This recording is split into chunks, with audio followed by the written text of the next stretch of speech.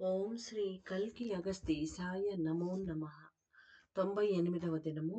108 దినముల ఆత్మగాయత్రి సాధన చేసే శిష్యులకు, 48 దినముల ఆత్మగాయత్రి నోమును చేయుచున్న ప్రియమైన శిష్యులకు శ్రీ విజయలక్ష్మి అనుగ్రహ భాషణం.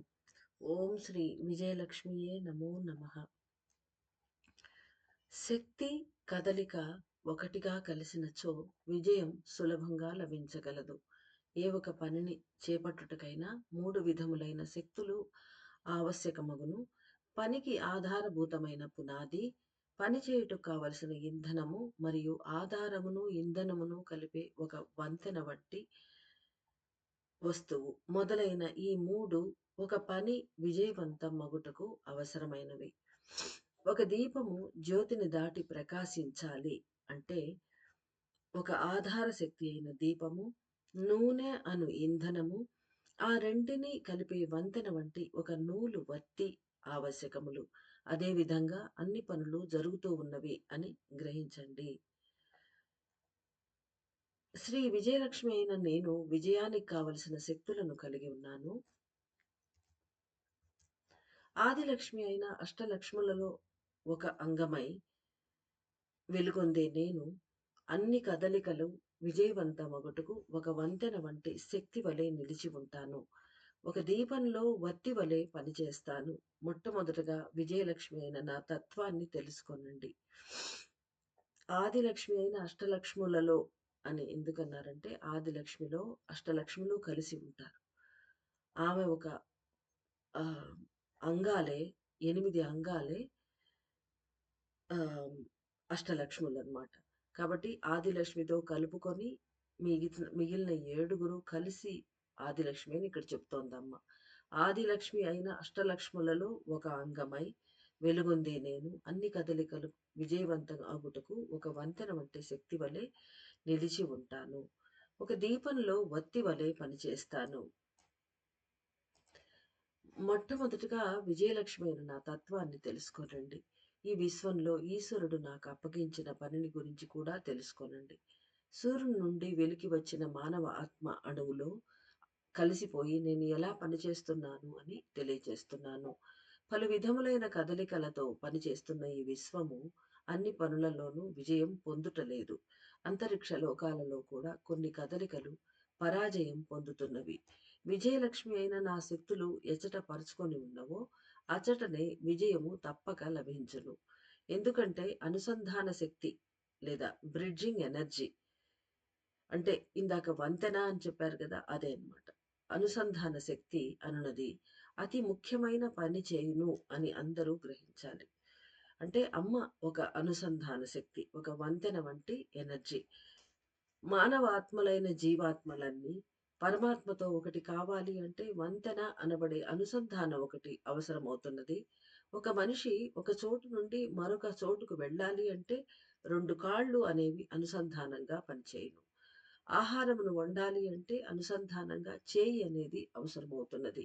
కావున ఎలాంటి ఒక యొక్క విజయానికైనా 3 స్థితులు అవసరమే. సృష్టి, స్థితి, లయ ఈ 3 జరుగుతూ ఉన్నప్పుడు మాత్రమే ఈ ప్రపంచము సక్రముగా నడుచుచుండును.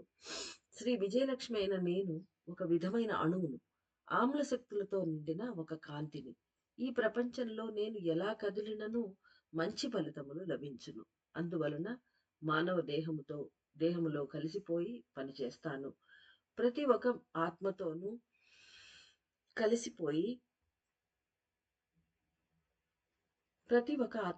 కలిసిపోయి తరువాత ప్రాణముతో కలిసిపోయి శిరస్సులో నివసించి పనిచేస్తాను.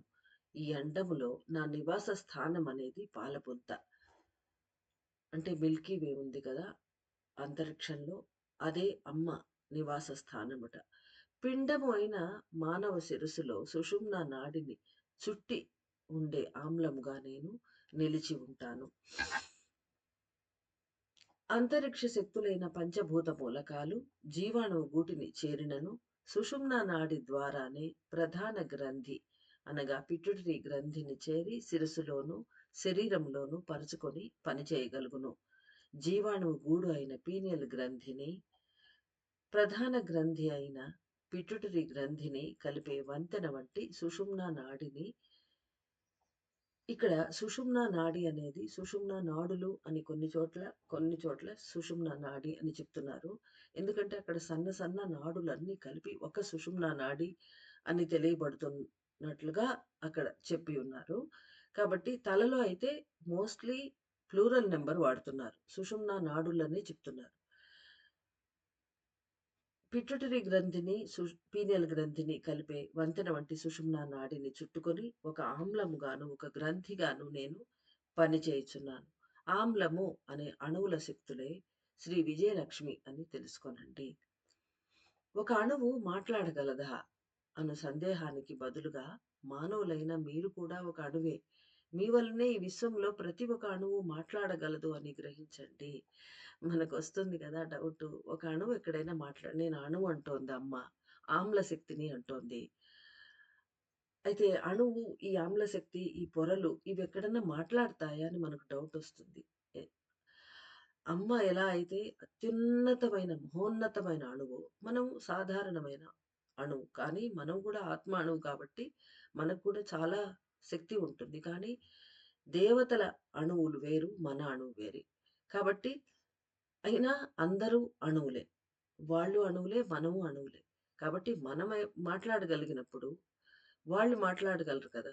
అయితే వాళ్ళకు ధ్వని సంకేతాలు, ధ్వని తరంగాలతో, వైబ్రేషన్స్‌తో వాళ్ళు మాట్లాడతారు. మనం మాట్లాడేదానికి మనకు వైఖరి వాక్కు అవసరమవుతుంది. అంటే బయట సౌండ్‌గా రావాలి. అది వినపడాలి మన చర్మచక్షువులకు. అప్పుడే మనకు అర్థమవుతుంది. అంతే తేడా అన్నమాట వాళ్ళకు మనకు. బట్ అందరూ అన్ని అణువులు మాట్లాడగలుగుతాయి.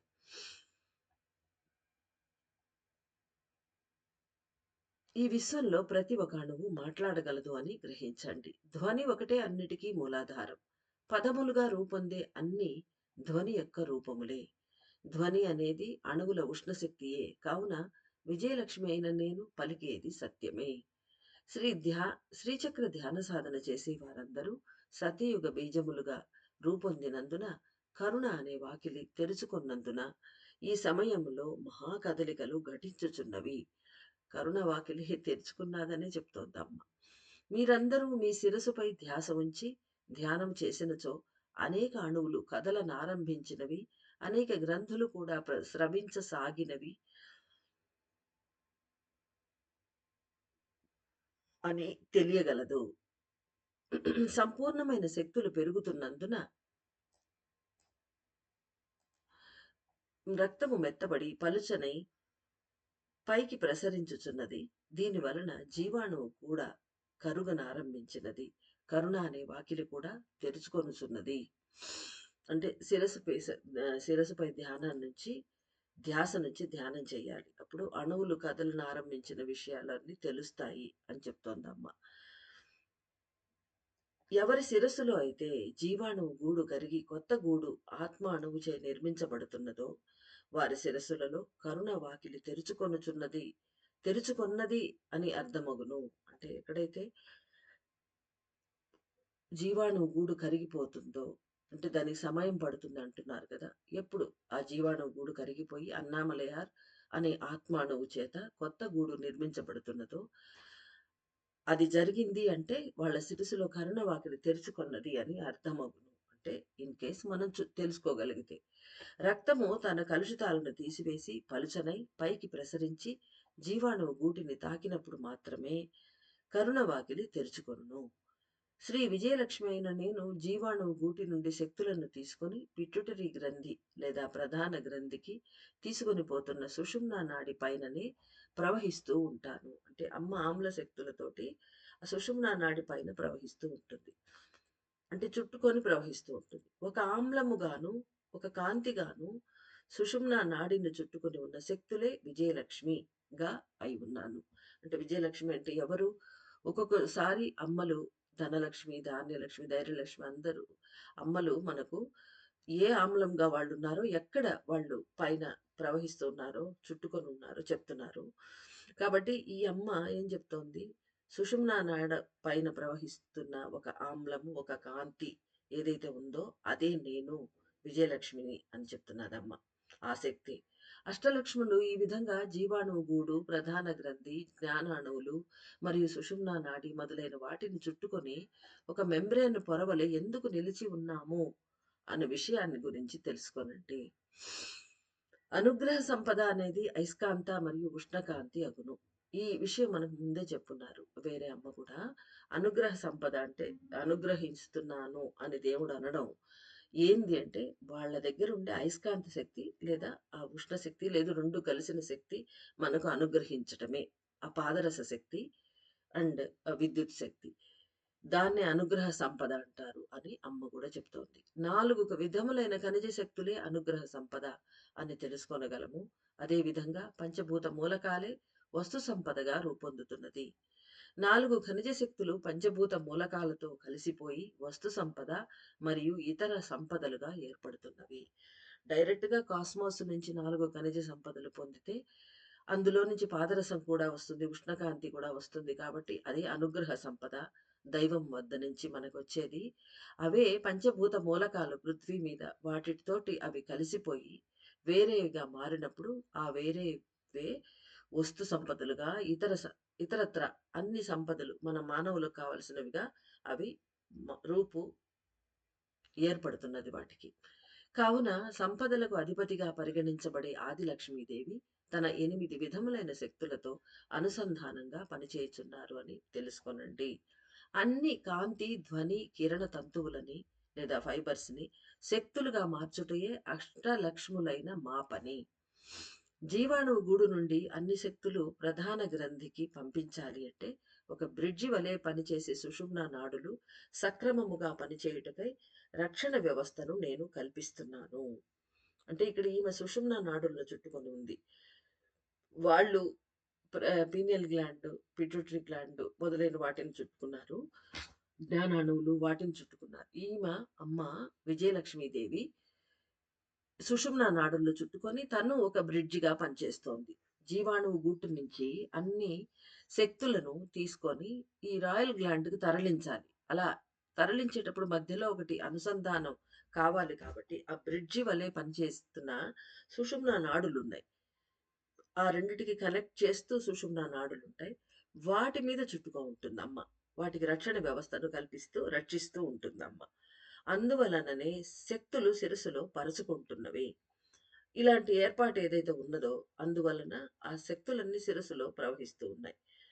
అంటే పిట్యూటరీ గ్లాండ్‌కొచ్చాక అక్కడి నుంచి బయటకొస్తాయన్నమాట. అన్ని పనులు విజయవంతమవుతున్నవి. శ్రీ విజయలక్ష్మి అయిన నేను ఈ సమయంలో ఆదిలక్ష్మీదేవితో కలిసి సంక్షేపిస్తున్నాను. అందువలన మీ శిరస్సులో జరిగే మార్పులను గురించి తెలుసుకొనండి. జీవాణువు గూడు, ప్రధాన గ్రంథి అయిన పిట్యూటరీ గ్రంథి, సుషుమ్నా నాడులు మొదలైనవన్నీ ఈ సమయంలో మార్పులు చెందుతున్న కారణంగా అవన్నీ రక్షణా వలయము అనబడు దేవీ శక్తులుగానే లేకుండానే పనిచేయును. సత్యయుగ వాసులుగా వికసించే వారికి శిరస్సు లోపల ఉండే అవయవములన్నీ ఆత్మశక్తులతో పనిచేయటం వలన ఎలాంటి రక్షణ అవసరము లేదు. శ్రీచక్ర ధ్యాన సాధన చేయని మానవులు ప్రేమతో కరుణతో వ్యవహరించినచో శిరస్సులోని రక్తము పలుచనై పైకి ప్రసరించును. అయినప్పటికీ జరిగే వానిని గురించి తెలుసుకోలేరు. అంటే చాలా కష్టం ఇది. సూక్ష్మాతి సూక్ష్మమైన విషయాలు కాబట్టి లోపల జరిగేవి. ఆ సట్లెస్ట్ విషయాల్ని మనం తెలుసుకోవడం కష్టం. అదే చెప్తున్నారమ్మ.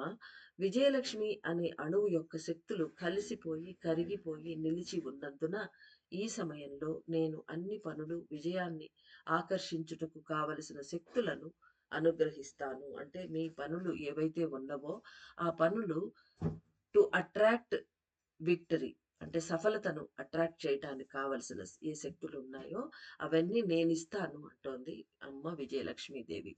ఎన్ని ఆశలు, అవసరాలు ఈ సమయంలో ఉన్నవో అవన్నీ సులభముగా నెరవేరగలవు. అంతేకాక మీకు అవసరమైన అత్యంత ముఖ్యమైన పనులు విజయవంతం కావాలి అని నన్ను దృఢంగా ప్రార్థించాలి. అంటే చాలా ముఖ్యమైనవి. అంటే ఇవి జరగకపోతే మనకు కష్టం అని భావించిన వాటిని మాత్రమే చెప్పమని అమ్మ చెప్తున్నారు. అందరూ శ్రీచక్ర ధ్యాన సాధన చేసిన తర్వాత ఈరోజు నీటిని తీసుకొని 3 సార్లు నేలపై విడిచిపెట్టి శ్రీ విజయలక్ష్మియే నమః అని ఉచ్చరించి, మీకు అవసరమైన, కావలసిన ఏదైనా 3 విషయములను తలుచుకొని, అవన్నీ సఫలం కావాలి అని భక్తితో కరిగి ప్రార్థించండి. ఇక్కడ మన మెసేజ్‌లన్నిట్లో ఒక కామన్ విషయాన్ని మీరు గమనించుంటారు. ముందు ఆహ్, అది కండెన్స్‌గా ఒక మెసేజ్ చెప్పేస్తారు. ఇప్పుడు చూడండి 3 సార్లు నేల మీద నిడిచిపెట్టేయండి. ప్రార్థించేయండి అని చెప్పేస్తారు. అది తర్వాత దాని గురించి డీటెయిల్స్ తర్వాత మెసేజ్‌లిస్తారు. ఆఖరులో ఆఖరిలో చెప్పే మెసేజ్‌లో అంటే చిన్న చిన్న పాయింట్స్‌లో ఆఖరి పాయింట్‌లో వివరంగా చెప్తారు. కాబట్టి లాస్ట్ వరకు చదివి అర్థం చేసుకున్న తర్వాతనే మీరు అది ఫాలో అవ్వాలి అని మనం అర్థం చేసుకోవాలి. మొదట్లో చెప్పినట్టుగా 3 సార్లు నేల మీద విడిచిపెట్టి అది గుర్తుపెట్టేసుకోకూడదు మనం. మొత్తం చదివి అర్థం చేసుకున్న తర్వాత ఆఖరిన చెప్పిన పాయింట్‌లో మనం స్టెప్ బై స్టెప్ ఎలా చేయాలనేది అందులో ఉంటుంది. ఇది ఒక కామన్ థింగ్‌గా ఉంది ఈ మెసేజెస్‌లో. కాబట్టి మీరు కొంచెం ధ్యాస పెట్టి ఉండాలి. ధ్యానంతో ఉండాలి. కాబట్టి సంక్షేపించిన దేవతలు శివశక్తులుగా ఆత్మతో కలిసిపోయి శక్తులను కురిపిస్తూనే ఉండగలరు. సంక్షేపించిన దేవతలు ఎవరైతే ఉన్నారో అంటే ఆల్రెడీ అమ్మలు లోపల ఉన్నారు కదా! లక్ష్మీదేవులు. వాళ్ళు కూడా లోపల ఉంటారు. వాళ్ళు ఆత్మశక్తులతో కలిసిపోయి వాళ్ళ ద్వారా ఆత్మశక్తుల ద్వారా, ఆత్మ కణాల ద్వారా బయటకొచ్చే ఆత్మ కణాల ద్వారా మనకు శక్తుల్ని ఇస్తూ ఉంటారు అని అమ్మ చెప్తున్నారు. మీరు నాకు నమస్కరించి చేతులలో ఒకసారి నీటిని తీసుకొని శ్రీ విజయలక్ష్మియే నమః అని ఉచ్చరించి మీ మొదటి కోరిక విజయవంతం కావాలి అని కరిగిపోయి ప్రార్థించండి. రెండవసారి నీటిని తీసుకొని అలాగే ఉంచుకొని తల్లి శ్రీ విజయలక్ష్మియే నమః అంటూ వినయంతో కరిగి పలికి మీ రెండవ కోరికను తెలుపుకొని అటుపై నీటిని నేలపై విడిచిపెట్టాలి. ఇక్కడ చూడండి రెండోసారి చెప్తున్నారు. ఆ కోరికను నీళ్ళని అట్లా అలాగే పట్టుకో ఉండాలి అని ఇప్పుడు చెప్తున్నారు. మొదట్లో చెప్పలేదు ఆ విషయం. అదేననమాట నేను పైన చెప్పింది. అదే విధంగా మూడవ అవసరాన్ని కూడా నీటికి తెలుపుకొని ఇక్కడ చూడండి. అంటే నీటితోటి చెప్పాలి మనం. అంటే నీళ్ళల్లో మన మాట ద్వారా వచ్చిన ఆ ధ్వని తరంగాలు అమ్మను టచ్ చేస్తాయి. అది. ఆ విజయానికి కావాల్సిన ఏదైతే ఉందో ఆ శక్తుల్ని అట్రాక్ట్ చేసుకుంటాయి. మనమే చేసుకుంటాం అన్నమాట. నీరు అది అనుసంధానంగా మనకు పనిచేస్తూ ఉంటుంది ఎప్పుడు కూడా. అదే విధంగా మూడవ అవసరాన్ని కూడా నీటికి తెలుపుకొని శరణాగత తత్వంతో ప్రార్థించాలి. అంటే చేతిలో నీటిని తీసుకొని అమ్మకు నమస్కరించుకొని మొదట చేతిలో నీటిని తీసుకొని, ఆ తర్వాత మన కోరికను తెలుపుకొని, తల్లి విజయలక్ష్మియే నమః లేదంటే అమ్మా అని ముందు దండం పెట్టుకొని శ్రీ విజయలక్ష్మియే నమః అంటూ ఆ మంత్రాన్ని చెప్పి ఒకసారి ఒక కోరికను ఆ నీటికి తెలుపుకొని అమ్మను ప్రార్థించి తర్వాత కింద విడిచిపెట్టాలి. అదనమాట ప్రాసెస్. అది 3 సార్లు అలాగే చేసుకోవాలి. అన్ని కోరికలు విజయవంతంగా తీరును అని నేను చెప్పినచో సారీ. అదే విధంగా మూడవ అవసరాన్ని కూడా నీటికి తెలుపుకొని శరణాగత తత్వంతో ప్రార్థించాలి. 3 కోరికలు మాత్రమే తీర్చబడునా? అని మీరు ప్రశ్నించుట నేను అర్థం చేసుకుంటున్నాను. అంటే మన లోపల ఉన్నది అమ్మ చదివేసి అమ్మే చెప్తోంది. మనకుంటుంది గదా! అవునా! 3 కోరికలేనా? నాకు చాలా ఉన్నాయే, చాలా అన్నీ ఇంపార్టెంటే అని మనం అనుకుంటున్నాం. అది అమ్మకు వినపడింది. అదే అమ్మ అంటోంది, మీరు ప్రశ్నించుటను నేను అర్థం చేసుకుంటున్నాను. అన్ని కోరికలు విజయవంతంగా తీరును అని నేను చెప్పినచో మీ ఆశలు పెరిగిపోతూ ఉండగలవు. ఇది ఆబ్వియస్ థింగ్. మాయలో పడిపోగలరు. మీరందరూ వీలైనచో మీ 3 ప్రార్థనలలో ఒకటైన 108 చతుర్యుగములకు మంచి జరగాలి అని ప్రార్థన చేయండి. అంటే మీరు 3 కోరికలు అమ్మ చెప్పింది. ముఖ్యమైనవి. ఆ ముఖ్యమైన వాటిట్లో 108 చతుర్యుగాల కోసం కూడా ఎందుకంటే మనం 108 చతుర్యుగాల కోసమే ఈ పూజ చేస్తున్నాం కాబట్టి అది మనకు గుర్తొస్తుందో లేదో అని అమ్మ రిమైండ్ చేస్తున్నారు. ఎందుకంటే మనకు అవకాశం చాలా అరుదుగా దొరికింది. మన స్వంత ప్రార్థనలు చేసుకోవటానికి ఇంతవరకు ఎవ్వరు చెప్పలేదు. కాబట్టి ఆ అవకాశాన్ని మనం వదులుకోం గదా! అందుకని అమ్మ మనకు గుర్తుండదని తెలిసి, ఆ మూడిట్లో కనీసం ఒక్కటైనా అంటే ఇది ఆప్షన్ మాత్రమే. అమ్మ బలవంతం చేసి చెయ్యమని చెప్పట్లేదు. మీకు కావాలంటే మీ 3 ప్రార్థనలు ఏదైనా మీవే మీ స్వంత ప్రార్థనలే చేసుకోవచ్చు. కానీ అమ్మ రిక్వెస్ట్ ఏంటంటే మూడిట్లో ఒకటైనా 108 చతుర్యుగములకు మంచి జరగాలి అని ప్రార్థన చేయండి అంటుంది. స్వంత అవసరాలను దాటి లోకము వర్ధిల్లుటకై ప్రార్థన చేయుట కూడా మంచిదే. నా కరిగే ఆమ్లశక్తులు రక్తములో కలిసిపోయి బుద్ధి అణువులను చేరుకొని అవసరాలు తీరుటకు సహాయపడును. ఎందుకంటే బుద్ధి అణువులను చేరేంత వరకు మనకు సహాయం భౌతికంగా అందదు. ఎందువలన అంటే 4 ఖనిజ శక్తులను, 5 మూలకాలను నేను సులభంగా ఆకర్షించి అందించగలను. అన్ని అవసరాలను ఈ శక్తులు మాత్రమే నెరవేర్చగలవు. చేపట్టిన పని విజయవంతమగుటకు సహాయపడగలవు. తెలుసుకొని వ్యవహరించాలి. శ్రీ విజయలక్ష్మి యొక్క విజయపూర్వక ఆశీస్సులు.